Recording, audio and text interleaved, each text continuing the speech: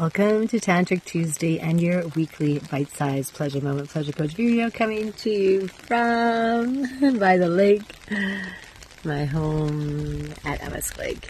And my tip for you today is to get wet. And I have my umbrella right now because otherwise my camera would be completely soaked.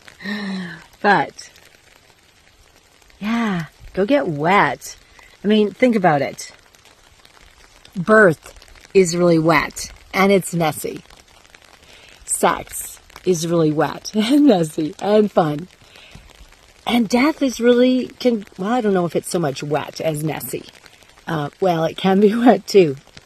And I think often, myself included, we try to avoid getting wet, getting messy, letting us show up in the messes. But often the best fun, the most joy in our lives come when we just don't care what we look like. We don't care if our hair is messy and if we get all wet and if we're not perfect. It's actually, for me anyway, my experience has been the most joyful, perfect, pleasure-filled moments have been the most wet and the most messy.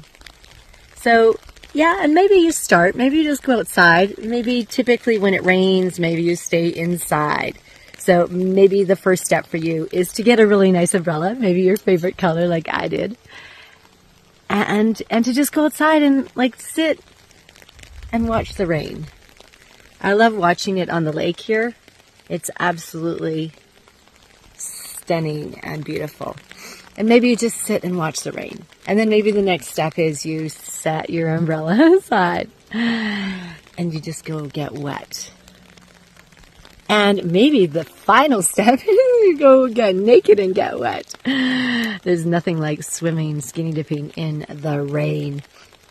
And in case you have not registered and you missed it this summer, I want to make sure you know about The Naked Truth, 3 sex myths that every woman deserves to know. Now, this is going to be, if you did hear it, it's going to be different because I'm going to be going in depth Tuesday, the day that you see this, right, the same day.